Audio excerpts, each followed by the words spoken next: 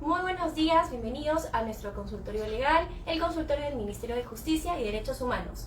Mi nombre es María José Rivera y el día de hoy vamos a estar dialogando acerca de aspectos legales que podrían ser de su interés y que queremos absolver sus dudas e inquietudes.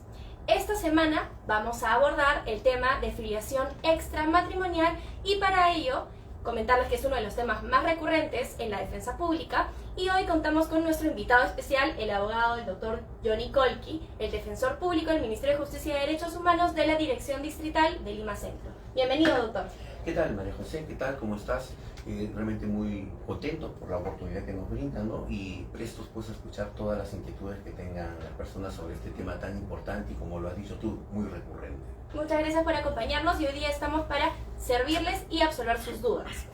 Para comentarles acerca de la dinámica que realizamos en los consultorios legales del Ministerio de Justicia en las ediciones semanales, ustedes van a poder realizar las preguntas, las consultas, las dudas que posean a través del chat de esta transmisión. También vamos a estar leyéndolos en los comentarios o en los inbox, en tanto en Facebook como en Instagram. En ese sentido, podemos empezar. Bueno, doctor, vamos paso a paso para que los espectadores puedan entender más a detalle de qué se trata el tema de filiación extramatrimonial. ¿A qué nos referimos con este tema? ¿Y podría darnos, por favor, un ejemplo? Ok, gracias, María José. Primero, tener claro algo, que cuando hablamos de filiación extramatrimonial, tenemos que tener claro que todos nosotros tenemos derecho a la identidad y al nombre. En razón de ese derecho es que la Constitución Política de nuestro país y también el Tratado de Derechos Humanos reconoce esto como un derecho inherente a la persona. Y entonces, cuando alguien nace dentro de un matrimonio, la norma ha reconocido que el hijo que nace dentro del matrimonio se considera como padre al marido. Por ende, aunque el papá no firme, pero ya nació dentro del matrimonio, tiene a su papá, ¿no? La persona que se ha casado con su mamá.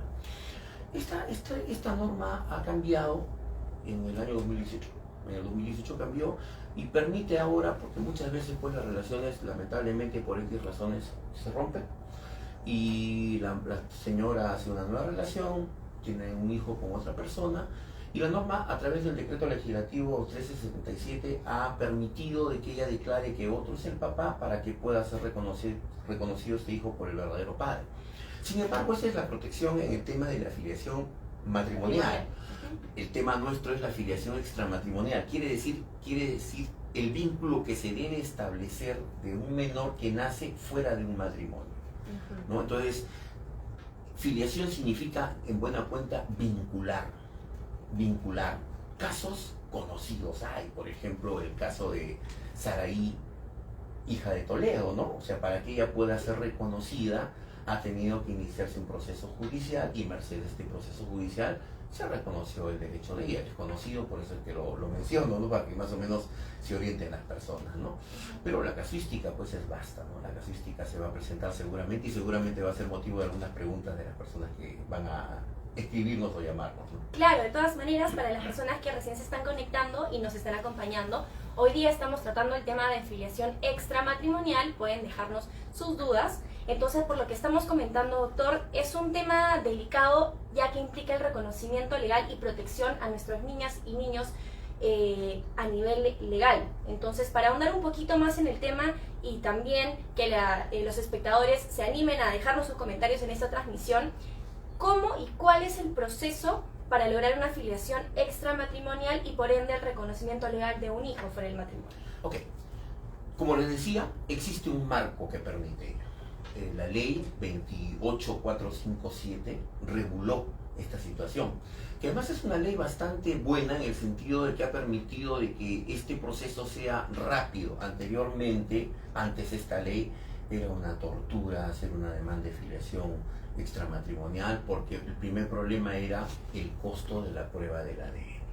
Quien tenía que asumirlo era la demandante, ¿no? Esta ley hizo posible que se pueda postular la demanda y el costo, incluso el costo de la postulación del proceso, está exonerado. La propia ley ha señalado, o sea, no es necesario pagar tasas judiciales.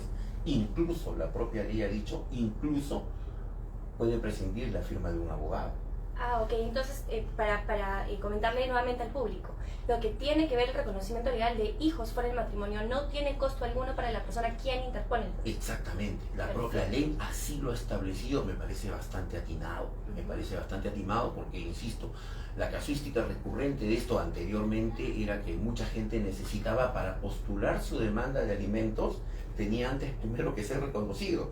Y como no podía reconocerlo, no podía postular su demanda de alimentos. Y se afectaba directamente a los menores. Exactamente, ¿no? Entonces, esta ley ha beneficiado esta posibilidad de acceso a los derechos, porque la afiliación implica el derecho alimentario, la afiliación también implica en el derecho hereditario que más adelante un hijo necesariamente debe tener en razón de la vinculación que tiene con su padre, ¿no? Perfecto, justamente nos consultan al interno a qué instancia se puede presentar este pedido. Ok, la ley ha establecido que el juez competente es el juez de paz letrado. Y acá también hay algo bueno. Las normas que regulan los procesos dicen que siempre se tiene que demandar en el domicilio del demandado, por poner un ejemplo. Que sería, por ejemplo, digamos, el padre que no reconoció al momento al hijo. Exacto, o sea, si voy a demandar a este señor que no ha reconocido, y yo vivo en Lima, por decir, la señora vive en Lima y el papá vive pues en Tumbes. Entonces, según las normas, tendría que hacerlo en Tumbes, ¿no? Según la regla general del proceso. Pero esta norma dice no, en este caso, aquí hay competencia facultativa. O sea, usted puede demandarlo donde usted vive o en donde vive el demandado. Insisto, eso es bueno. Posibilita que las personas puedan accesar rápidamente pues, a este derecho. Y justamente para el público que se está uniendo, saludamos a las personas que nos están acompañando, nos están escribiendo. ¿Qué es un juzgado de paz letrado?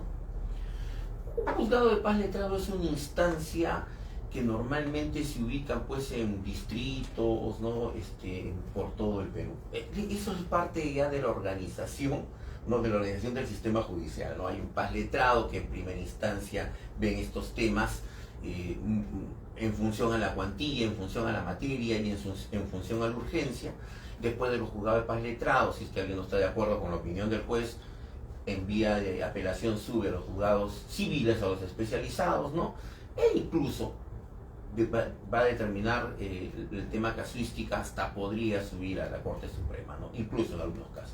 Comprendo. Entonces, para recalcarles a las personas que nos están acompañando, si ustedes tienen consultas legales, pueden escribirnos a través de esa transmisión en vivo, pueden escribirnos también al interno o, por supuesto, llamarnos al Fono Alegra 1884, una línea gratuita del Ministerio de Justicia y Derechos Humanos, en donde defensores públicos podrán atendernos. Continuamos con nuestra transmisión. Justamente también nos están consultando al interno qué pasa si el progenitor no quiere realizarse una prueba de ADN en el marco de este proceso de filiación. La prueba fundamental en la filiación, es decir, la prueba de las pruebas, la prueba madre es el ADN. Si usted dice que este niño no es suyo y no quiere realizarse la prueba de ADN, lamentablemente le tenemos que decir que el juez va a decir, pues, si no quieres hacerte, eres el padre, pues, ¿no? O sea, tienes que necesariamente hacerlo. No hay otra posibilidad. No existe en este tipo de proceso, por eso dice que este es un proceso especial, no existen otro tipo de pruebas. O sea, la prueba fundamental es, o te haces la prueba de ADN, o si no te haces, eres el padre. Ok, entonces eso es en el marco de protección de los menores. Perfecto, justamente Brian nos está comentando a un tema relacionado también que estábamos hablando, que es la pensión de alimentos. Así que para complementar el tema de filiación vamos a resolver esta duda. Brian consulta, Doc, ¿cuál es el monto de pensión para los menores en una familia? Ejemplo, 2 menores de 17 y 10 años respectivamente. ¿Depende el monto de algún factor? A ver, para vincularlo al tema de filiación también, ¿no? La norma, la 30.628, permitió que a este proceso de filiación se le pueda acumular alimentos. O sea, cuando yo demando filiación, también puedo demandar alimentos. Correcto. Ya en este marco del pedido de la pensión de alimentos, la norma ha establecido que lo máximo que el juez puede, para hablar en cristiano, tocar tu sueldo, es hasta el 60% de lo que tú ganas. O sea, el 60% de lo que tú ganas es susceptible, ¿no?, para que el juez pueda, dentro de ese marco, establecer una pensión de alimentos para el niño.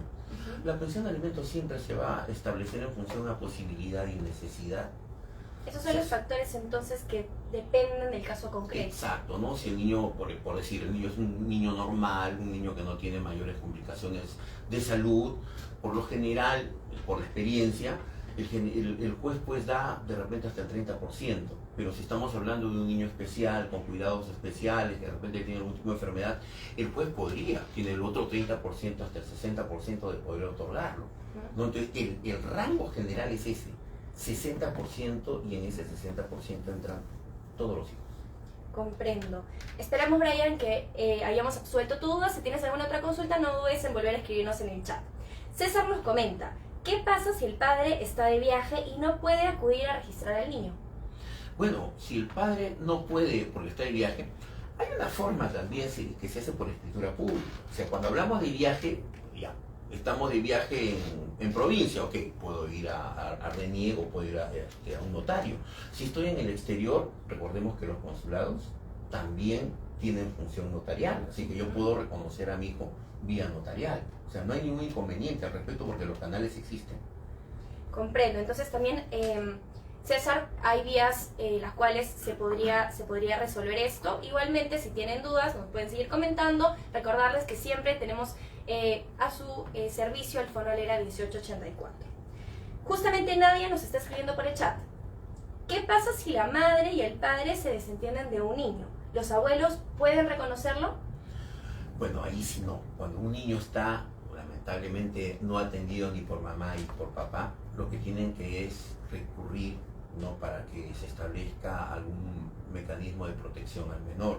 Eso ya corresponde pues que vayan al Ministerio de la Mujer, a la Unidad de Protección Especial, precisamente para que a través de esta investigación tutelar que ellos hacen, pueden determinar la colocación familiar en los abuelos.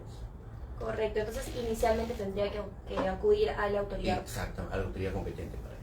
¿Qué en este caso sería? En este caso hay una unidad que es la Unidad de Protección Especial, que es un órgano que pertenece al Ministerio de la Mujer, que realizan las investigaciones correspondientes precisamente para poder defender y proteger a estos niños que se encuentran en situación de abandono. Perfecto, esperamos, Nadia, que hayamos absuelto tu duda. No dudes en seguir escribiéndonos si todavía tienes alguna consulta. Ahora, por ejemplo, estábamos señalando que en el proceso de filiación extramatrimonial no existe costo alguno para interponerlo, es decir, esto beneficia directamente a la ciudadanía y por supuesto protege a los menores. Ahora, ¿quién asume los gastos de las pruebas ADN mientras el menor no es reconocido? Ok, sí, la norma también establece que la prueba de ADN la debe pagar aquel que se opone. Si yo digo no soy el papá, yo soy quien tengo que asumir el costo de ese pago. Pero también la norma prevé de que de repente esta persona no paga y la demandante puede pagarlo. Puede, pero si el resultado de la prueba efectivamente señala de que el señor es el papá, él tiene la obligación de devolver ese dinero, ¿no? Y las costas y costos que podría generar si es que pues lo gestiona de modo particular la señora. Sin embargo, nosotros como defensa pública, ¿no?, nosotros no cobramos absolutamente nada, no hay costos, no hay nada. O sea, a través de nosotros puede tener un servicio totalmente gratuito, ¿no?, y un servicio con la misma calidad que puede realizarse pues con abogados particulares. Claro, entiendo. Considero que es un momento muy importante para que podamos contarles también a los espectadores que nos están acompañando qué es la defensa pública del Ministerio de Justicia y Derechos Humanos y cómo podemos acudir a ustedes. Alguna vez un director general de defensa pública dijo algo que a mí me gustó mucho. Dijo, la defensa pública es el estudio jurídico más grande que tiene el Perú, porque estamos en todo el Perú. Para ello, para poder saber en dónde estamos, al 1884 de la ley de orientación, usted llama y pregunta y dice ¿dónde se encuentra la oficina de defensa pública? No sé, en Andahuaylas. Entonces le van a dar la dirección y usted puede acudir. Nuestros defensores públicos van a atender sus consultas sin ningún problema y la van a pues derivar porque tenemos varias oficinas, no varias especialidades, ¿no? Entonces usted puede recurrir ahí y va a encontrar al abogado especialista en el área que usted en este momento necesita. Claro, correcto. Entonces, para recalcarle al público, el Fono Lera línea 1884, ¿es gratuito? Es una línea gratuita, está siempre a disposición del público, es cuestión de llamar, de atreverse a llamar con confianza, ¿no?, porque nuestros abogados ahí también atienden con la misma responsabilidad y conocimiento, y ellos les van a decir a dónde pueden acudir, ¿no? oficina pueden acudir. Excelente, entonces les recalcamos, el Ministerio de Justicia y Derechos Humanos se encuentra a su servicio, a su disponibilidad cuando deseen y necesiten comunicarse con los defensores públicos, pueden comunicarse a la siguiente línea. Justamente para continuar con el tema de hoy, el consultorio legal, el consultorio del Ministerio de Justicia y Derechos Humanos, donde absolvemos semanalmente dudas que son recurrentes, y hoy día estamos conversando acerca de la afiliación extramatrimonial. Para ir ahondando en otro tema, ¿qué tipo de proceso es la afiliación extramatrimonial? Es decir, ¿es un proceso que es sumario, que puede tomar tiempo? Es un proceso especial. ¿Por qué especial? Porque los procesos judiciales, como lo has mencionado, de conocimiento, ejecutivo, sumario, importan pues en el camino una serie de pasos. En este proceso especial, por ejemplo, no hay excepciones. En este proceso especial ya hemos dicho que la prueba contundente es la prueba de ADN, ¿no? Por lo tanto, las tachas y todos esos artilugios legales que a veces se utilizan quedan al margen. O sea, es un proceso bastante expeditivo, porque además la norma dice, una vez que es notificado el demandado, él solamente tiene 10 días hábiles para poder oponerse, contestar. Si usted no contestó dentro de los 10 días hábiles, el día 11 usted ya es un feliz papá, ¿no? Porque judicialmente el juez va a decir, usted es el papá, ¿no? Ya no hay, no, pero que me olvidé, no, ya pasó el plazo, ya pasó, usted ha tenido que contestar en ese plazo, por eso es que ese es un proceso especial. Claro, idealmente es un proceso especial también en protección a los derechos de los menores que estarían protegidos bajo la norma. Correcto, justamente nos han llegado más preguntas, ahora absolvemos la duda de Brian. Justamente nos está repreguntando acerca de la duda que absolvimos sobre la pensión de alimentos, que si existían factores que podían determinar el monto que se establezca, ¿no? Nos señala, por ese mismo contexto muchas veces es negligente que los hijos se vayan de casa, entonces consulta en qué caso de con estudio o sin estudio pueden seguir solicitando pensión de alimentos. La norma dice que en el tema de alimentos, la pensión de alimentos se corta a los 18 años, eso dice la norma. Pero la norma también dice, sin embargo, si el muchacho está estudiando una profesión u oficio de manera exitosa, la pensión puede extenderse hasta que termine esa profesión u oficio o hasta que cumpla los 28 años, lo primero que suceda.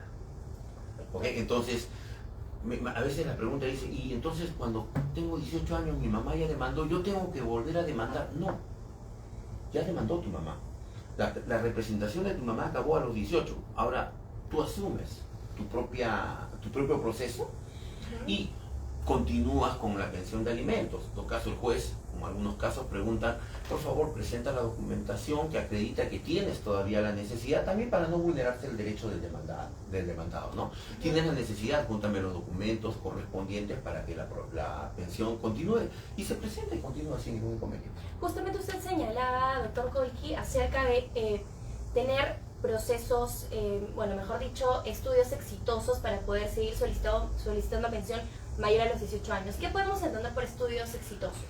Estudio exitoso no significa pues que yo tenga 15, 16 años, digo 16 de nota, ¿no? No hay una norma específica que diga cuál es la nota, pero por jurisprudencia la nota mínima es 12. Por jurisprudencia, no porque exista una norma que diga un alumno exitoso tiene que tener tal, pertenecer al tercer superior, no. Basta que usted pase con 12, porque recordemos que la realidad también en nuestro país es fuerte, hay muchachos que están estudiando y que además tienen que trabajar, tienen que estar solventándose sus estudios, entonces a veces es un poco difícil por las condiciones poder pues tener pues unas notas, súper notazas en la universidad, porque no te da pues para poder más que de repente cumplir de manera satisfactoria si el estudio universitario. Claro, entiendo, doctor. Muchas gracias por las precisiones. Justamente nos han llegado dos preguntas más. Recordarles a los espectadores, nos pueden seguir dejando sus dudas a través del chat de la transmisión. Alfredo, bienvenido y nos consulta.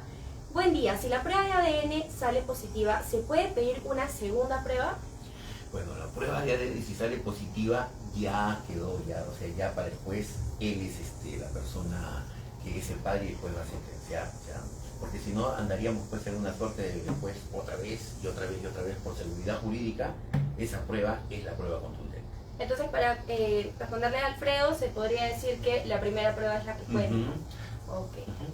Ok, perfecto. Sigamos con la siguiente pregunta de Yulisa. Bienvenida, Yulisa. Nos comenta: buen día, ¿qué sucede cuando la prueba de ADN sale negativa? Bueno, si la prueba sale negativa, definitivamente también en ese mismo contexto de la prueba positiva, el resultado va a ser pues que definitivamente no es el padre. Y no se reconoce la filiación, por ende entiendo que no existen Por lo tanto, efectos declarar legales. infundado, claro. Y en ese caso, ¿quién asumiría los costos del proceso si se demuestra que no es el padre detrás de la prueba? Bueno, como ha habido una prueba de ADN, ahí quien pagó la prueba de ADN fue el demandado. La demandante tiene la obligación de abonar ese monto, de devolver ese monto. Correcto.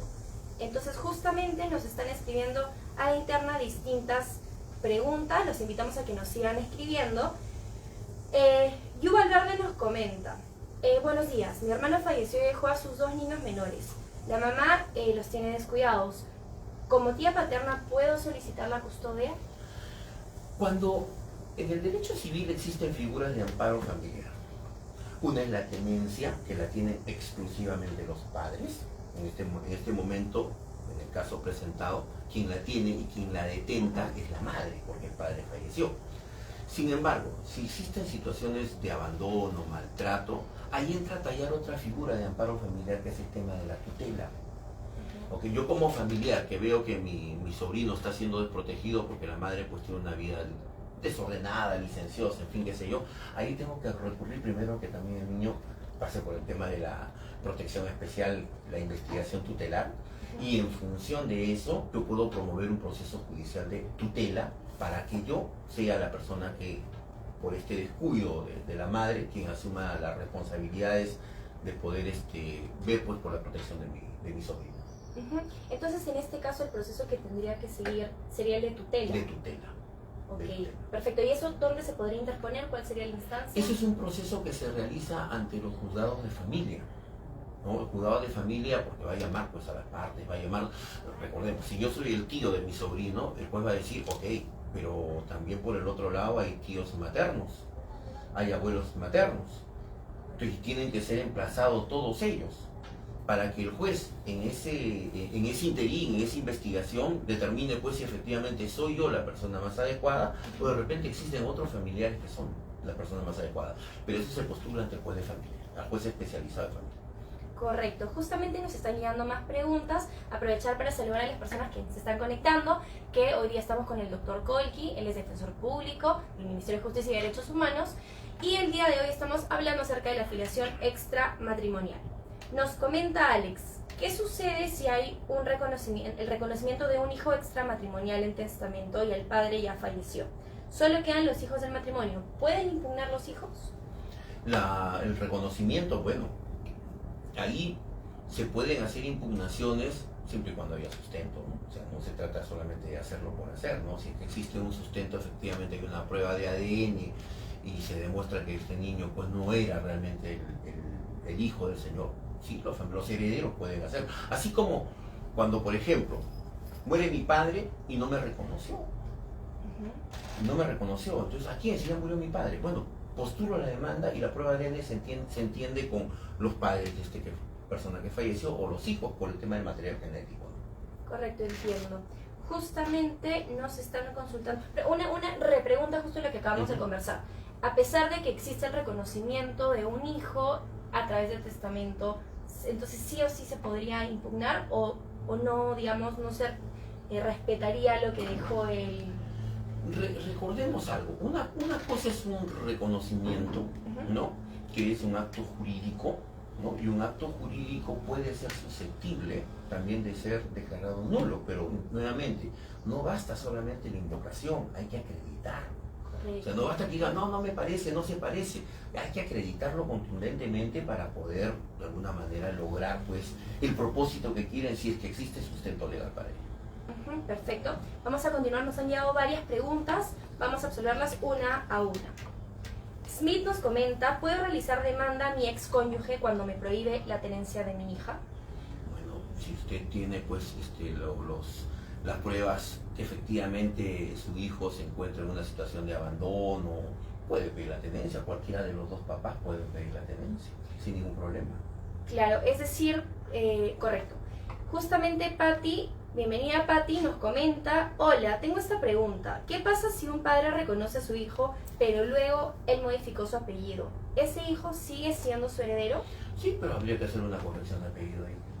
Porque corrigió su apellido porque muchas veces pasa en nuestro país, ¿no? O sea, yo por ejemplo soy Johnny Colqui, pero realmente soy Johnny Colqui, ¿no?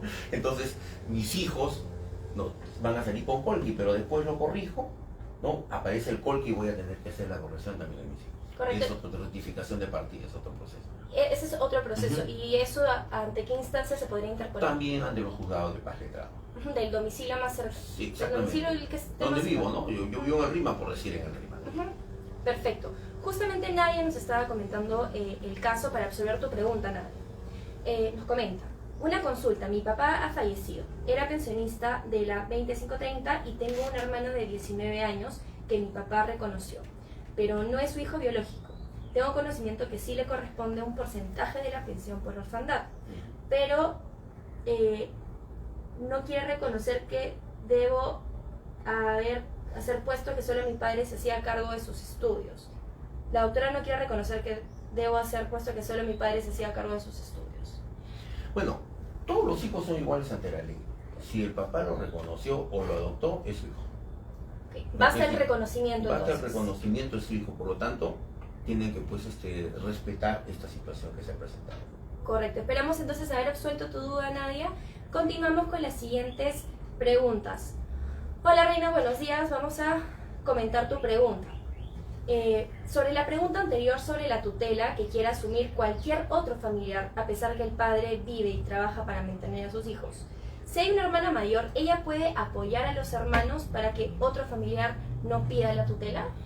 A ver, nuevamente, la tutela es una figura que se da cuando la patria potestad desaparece. ¿Por qué? Porque murieron los padres o porque el niño está abandonado.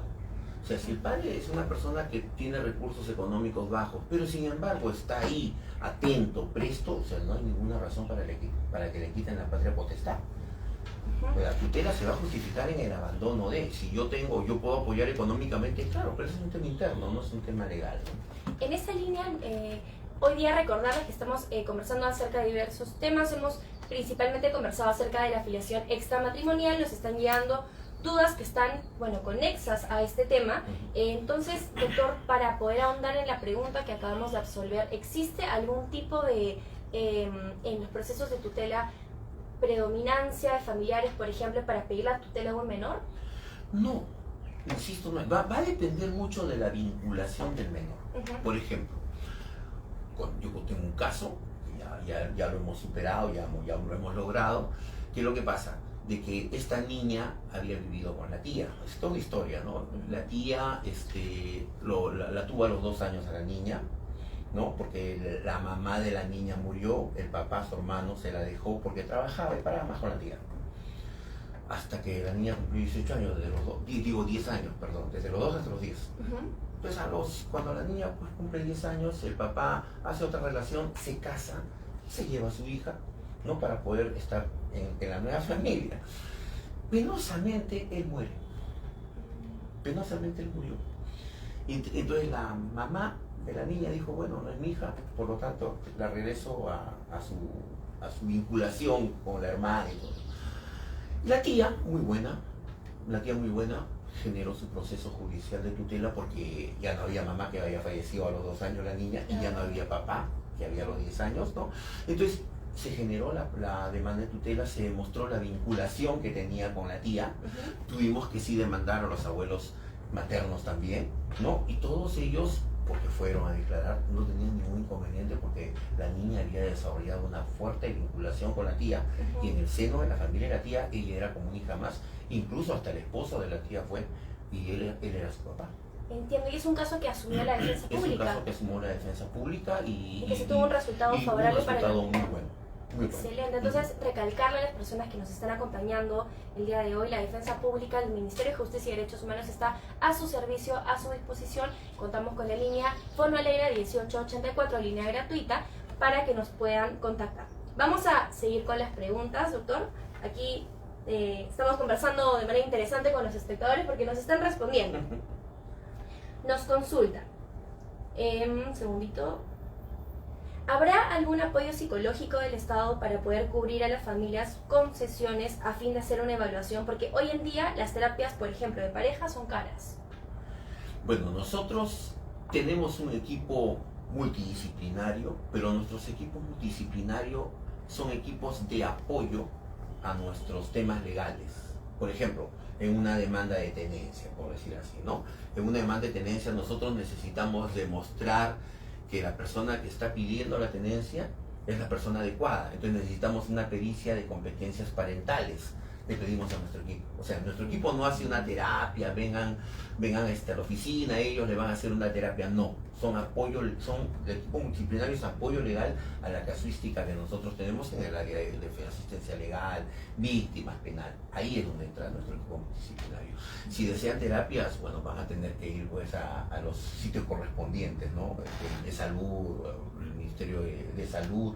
Ahí es donde podrían de repente conseguir este apoyo. Claro, en este caso entonces el Estado provee de estos servicios justamente lo que es competencia de defensa pública. En realidad sería lo que el doctor nos comenta, señalarles que la defensa pública está siempre a su disposición. Acordémonos lo que el doctor nos acaba de comentar, hay diversos casos sobre estos temas que se ha tenido resultados favorables. Sí, claro. Sobre todo para los menores. Entonces, de todas maneras, yo creo que es algo que a los espectadores les va a motivar para comunicarse si lo necesitan. Definitivamente, y hemos dicho nosotros tenemos nuestra línea de orientación, que es nuestra línea de acceso, en principio, el Fondo Alegra, el 1884, que está acá, opción 1, llamen ustedes, y ahí van a recibir el primer acercamiento, las primeras absoluciones de consulta, e insisto, somos el estudio jurídico más grande que tiene el Perú, estamos en todo el Perú, solamente es cuestión de llamar y decir dónde están, acuden, y usted va a tener la oportunidad de tener acceso, ¿no?, al derecho que le corresponde.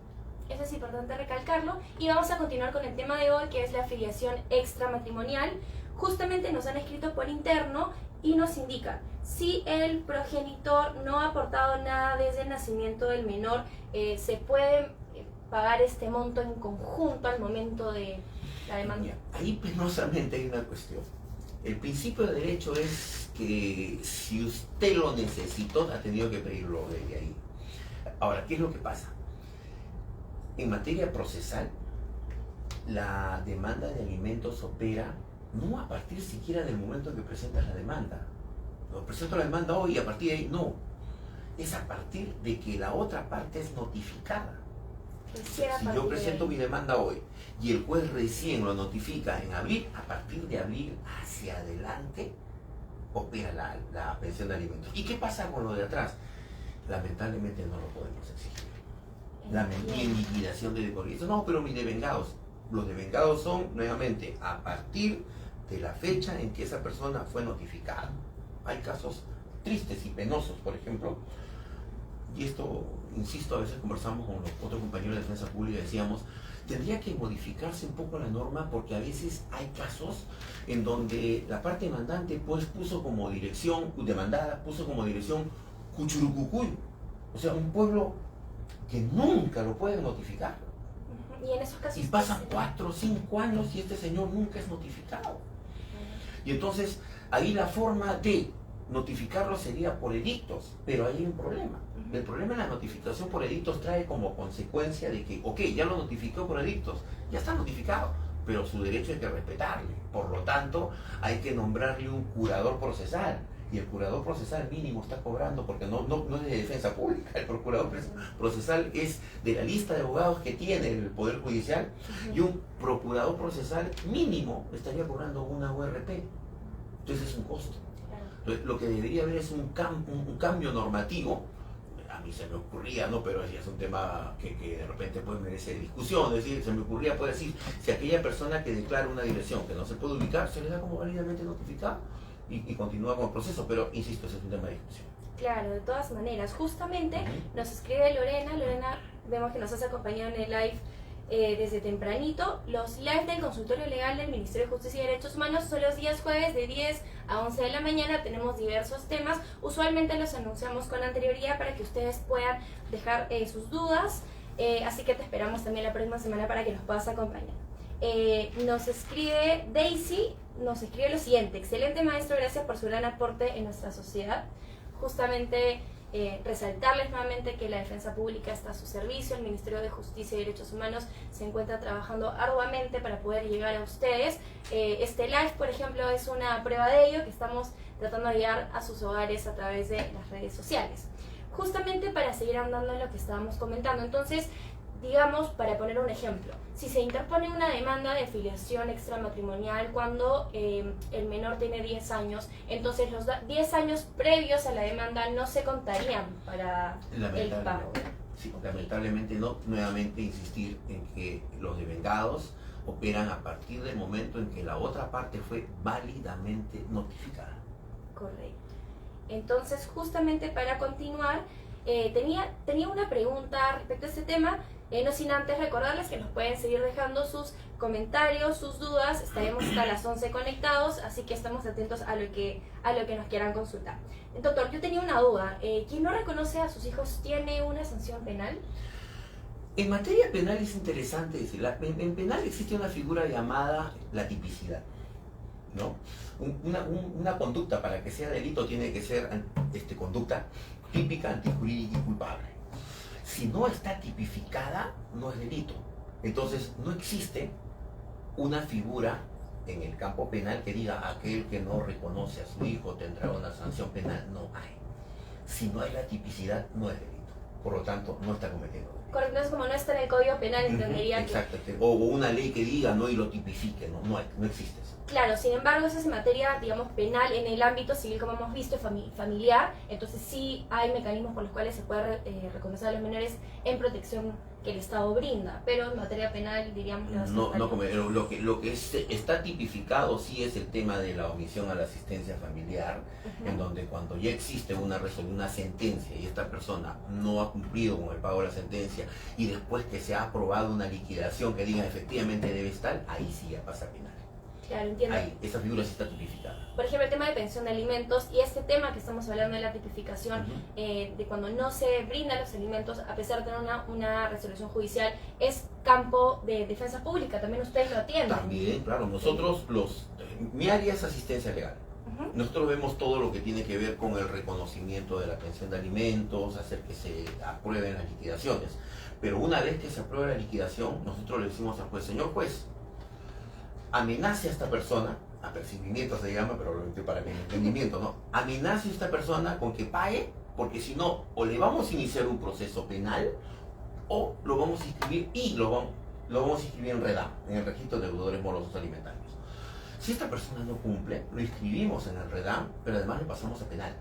Y ahí puede también contar con un abogado de defensa pública, el abogado de víctimas, que apoya en ese tema, ¿no? Para que esta persona reciba la sanción correspondiente por su renuencia al pago de una liquidación que ya está aprobada. Claro, entiendo. Justamente continuando hablando sobre la labor de la defensa pública, me parece pertinente para que los usuarios nos puedan conocer mucho más a través de esta conversación.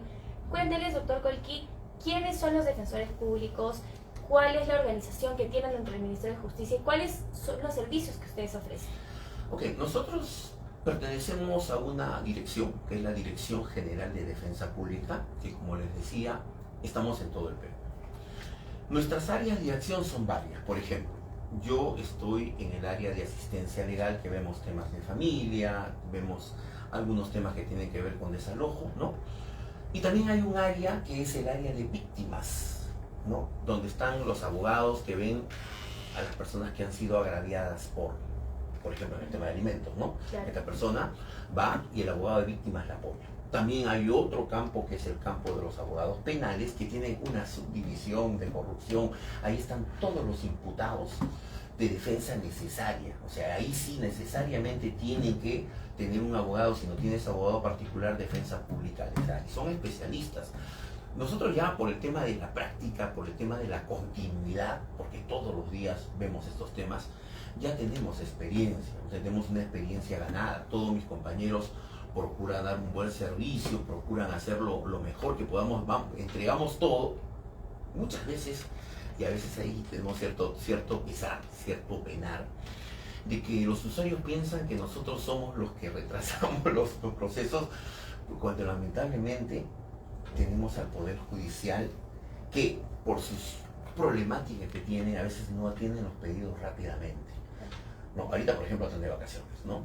Entonces muchos procesos se vuelven lentos precisamente porque el juzgado correspondiente no está proveyendo en el momento respectivo, ¿no? Entonces esa es a veces nuestra gran tribulación que tenemos, pero bueno, tenemos que entender también que emocionalmente estas personas que acuden a nuestras oficinas pues están bastante afectados, ¿no?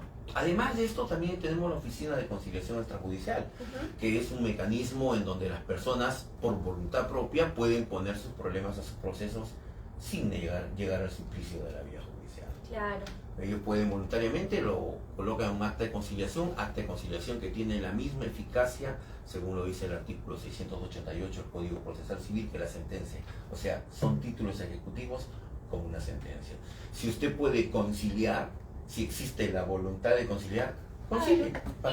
Y tenemos los centros de conciliación gratuitos también a su servicio. Exactamente. Perfecto. También tenemos a nivel nacional centro de conciliación. Entonces, en realidad, la defensa pública tiene un mecanismo integral para poder resolver los conflictos de la ciudadanía y poder brindarles un servicio cercano. Así que, nuevamente, recordarles, pueden dejar sus dudas en el chat, ya nos han llegado 2 nuevas preguntas. Y recordarles también que nos pueden llamar a la línea totalmente gratuita, Fonolega 1884, para comunicarse con la defensa pública.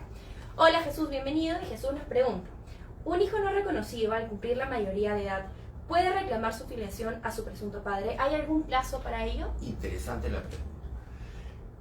La filiación es un derecho imprescriptible. O sea, es un derecho que no caduca. Nunca. O sea, yo tengo 50 años y me entero, nunca fui reconocido, pero me entero que mi padre era tal. Y entonces, como yo ya tengo la certeza, puedo iniciar un proceso de filiación también, porque no prescribe. O sea cual sea la edad, ese es tu derecho. Está, como le digo, en consecuencia del derecho, que tenemos derecho al nombre y a la identidad. Eso jamás es un derecho humano fundamental. Por eso puedes hacerlo sin ningún inconveniente. Perfecto, Jesús, esperamos haber absuelto tu duda. Si tienes otra consulta, por favor, no dudes en escribirnos. Justamente nos ha llegado otra duda por aquí que la voy a leer. Brian nos pregunta: ¿la pensión para los niños cubre la de la madre? Ya que muchas veces la madre es la que cuida y el trabajo se dificulta. Cuando tengo preguntas así, a veces me recuerdo algunas cosas que pasan en los procesos. Dicen, no, pues claro, pero yo tengo que cubrir todo y ella que cubre. La ley ha establecido que el aporte que realiza la mamá, cuidados, cocinarle, atenderlo, ser psicóloga, eso ya es el aporte económico. Ese es el aporte económico de la madre. Eso está reconocido por ley. Eso está reconocido por ley.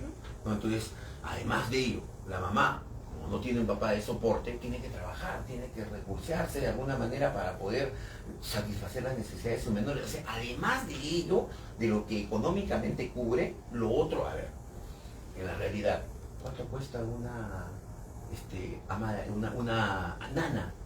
¿Cuánto cuesta pagarle a una nana, ¿no?, para que alguien pues pueda cuidar a sus hijos? Más de 1.000. Y eso lo hace la mamá. ¿No es cierto? Eso es un aporte económico, ¿no? Por supuesto. Claro, entonces, para responder la pregunta que nos ha hecho Brian, entonces la pensión que se brinda a los niños, ¿también se contempla ese monto para el uso de la madre? Cuando se demanda, fundamentalmente se demanda para los hijos. Salvo que la señora tenga pues una vinculación también vía matrimonio, porque también el derecho le correspondería, ¿no? Pero siempre la pensión está en función a posibilidad y necesidad. Que son los factores que estamos comentando. Exactamente, ¿no? Si por decir, la señora está casada con este señor, tiene 2 hijos, pero la mamá encima tiene una enfermedad, lamentablemente en estos tiempos los problemas de cáncer han aumentado, la mamá tiene cáncer y no puede trabajar, como esposa ella también tiene derecho a reclamar una pensión de alimentos. Entonces ahí sí el juez podría determinar una pensión para ella, independiente de los menores. Pero, insisto, ¿no? Si es que no existe esta vinculación, la pensión es únicamente para los hijos. Y cuando el juez te dice, preséntame usted el cuadro de gastos, ¿cuánto usted gasta mensualmente en su hijo? Tanto. Por ejemplo, en comida nomás se gasta 30 soles diarios, y esto es mínimo. O sea, quiere decir que en comida, por un hijo, 900 soles. ¿Ok? 900 soles. Ahí nomás hay 900. Yo lo vas sumando, 900 más tal. Ok, te gastas 2.500 soles mensual. Quiere decir que esto, por lo menos la mitad de esto, lo tiene que cubrir otra parte. Ujú, entiendo. Justamente se me ocurrió también una pregunta de lo que estamos conversando. Una vez que se establece el monto en la pensión de alimentos a través de un proceso judicial, obviamente esperemos que se ejecute rápido, si no hay mecanismos por los cuales se puede ejecutar. Mi duda es la siguiente, ¿el juzgado tiene alguna potestad para poder realizar algún tipo de fiscalización posterior de que efectivamente los montos que se señalaron como necesarios se están gastando efectivamente en eso? Porque hay comentarios siempre que, digamos, las madres no utilizan el dinero de la manera que solicitaron, pero eso es... No existe ese mecanismo. No Entonces existe. Ningún demandado en su momento podría alegar eso. No puede decir, señor, pues, ¿sabe qué? De los 500 soles que estoy dando para Quiero que, saber para en que qué tenga va. comida, habitación, vestido y todo eso, ella se lo está gastando en irse a la playa. No existe ese mecanismo. No hay. Perfecto, me queda mucho más claro. Nos han dejado una pregunta.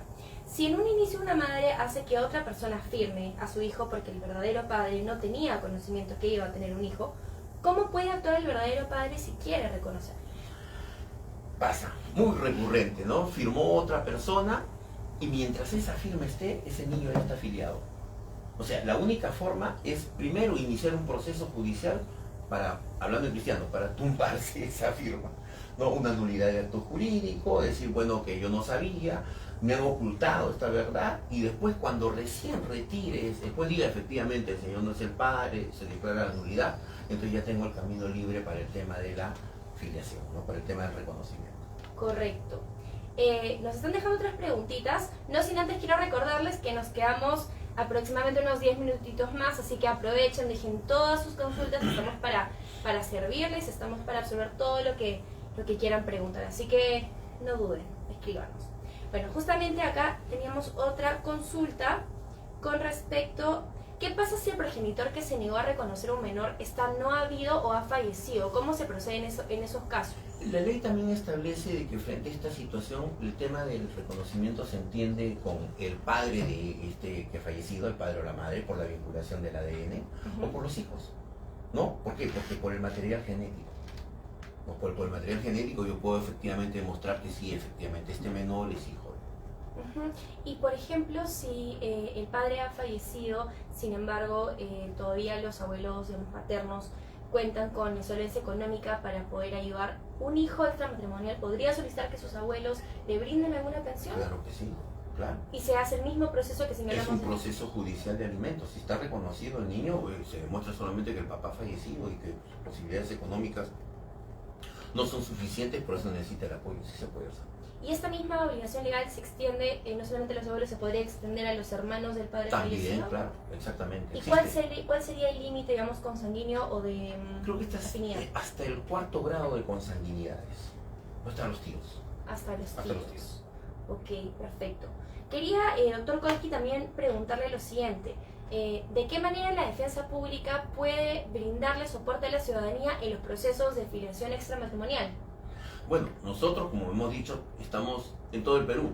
Basta que usted vaya a nuestras oficinas, exponga su caso y nosotros inmediatamente, si nos corresponde, porque a veces no nos corresponde por el tema fundamentalmente de competencia distrital, o sea, por decir, si la señora pues es de Arequipa y está circunstancialmente acá en Lima, es de Arequipa, su DNI es de Arequipa, y el demandado vive en Puno, no voy a poder atenderlo, ¿no? Por el tema de la competencia. La competencia los jueces siempre la determina el DNI.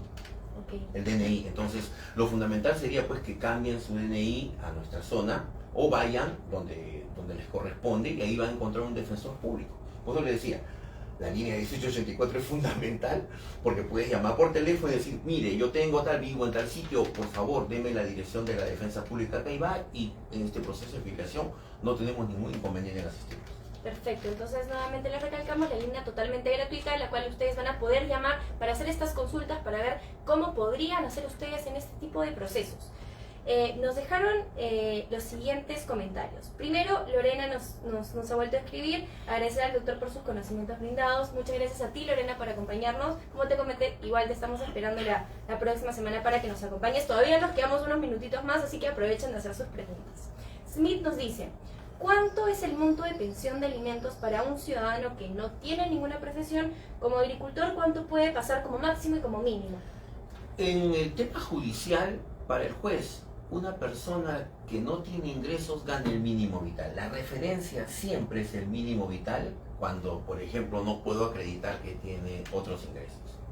Entonces, en base al mínimo vital, el juez dice, ok, del mínimo vital no te puedo quitar todo, porque tú también tienes que comer, atender tus necesidades, hasta el 60% te puedo quitar. O sea, si estamos hablando de que el mínimo vital en este momento es 1000 y tantos, ¿no?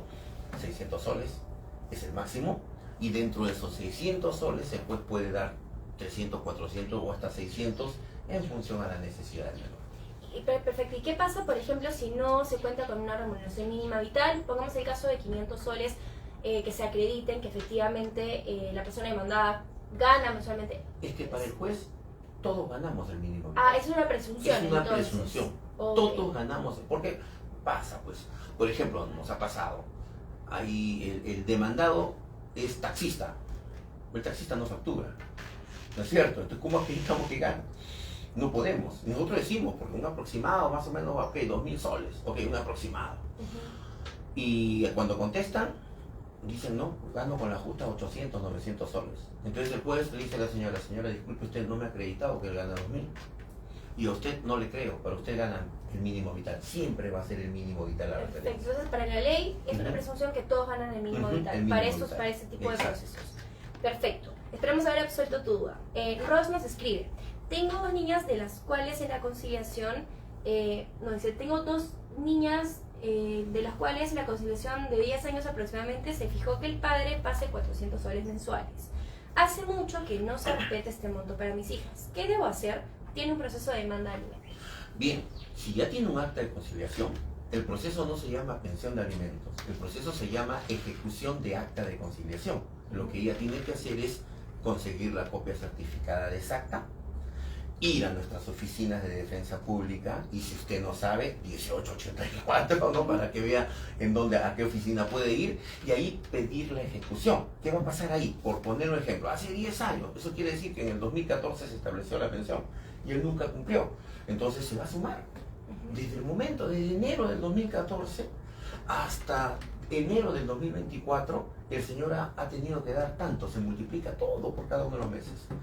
No, pero de este lapso solamente el señor dio 800, por lo tanto debe la diferencia, menos 800 soles, y eso se hace ejecutar. Perfecto, entonces en realidad, Ros, como te comentábamos, puedes comunicarte al 1884 si quieres ver detalles de tu caso. Puedes llamar a la línea totalmente gratuita. También nos puedes ir escribiendo si tienes más dudas. Aquí vamos a estar para atenderte.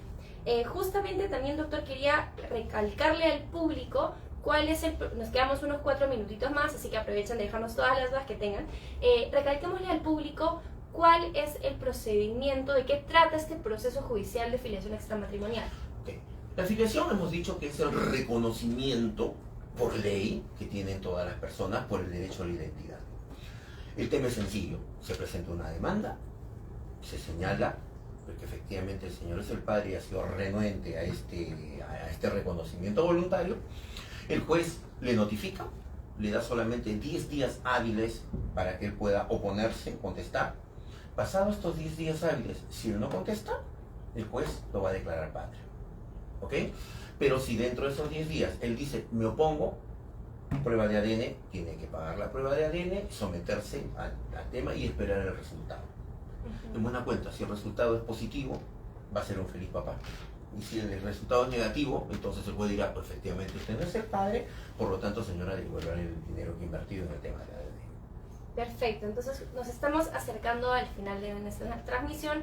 Nos pueden dejar unas últimas preguntas, no sin antes agradecerle, doctor, por todo lo que nos está comentando. La defensa pública, según lo que nos comenta, viene trabajando arduamente para poder ofrecer orientación legal gratuita a la ciudadanía. Tenemos diversos canales, tenemos, como nos señalaba, el Fono Alegra 1881, tenemos también las redes sociales a disposición para que nos puedan escribir. Doctor, no sé si nos quisiera dejar un mensaje final el día de hoy. Bueno, primeramente agradecer la oportunidad, ¿no? Y también expresarle a la comunidad, efectivamente, existe la posibilidad de acceso a la justicia. Llamen ustedes al Fono Alegra 1884, pregunten en dónde estamos, porque nuevamente somos el estudio jurídico más grande que tiene el Perú y tenemos nuestros abogados defensores públicos que están a disposición, tienen toda la actitud para poder y la preparación para poder atender sus consultas legales. Perfecto, el Ministerio de Justicia y Derechos Humanos se encuentra a su servicio y los esperamos la próxima semana en nuestro consultorio legal para atender sus dudas. Muchas gracias, nos vemos. Gracias, hasta pronto.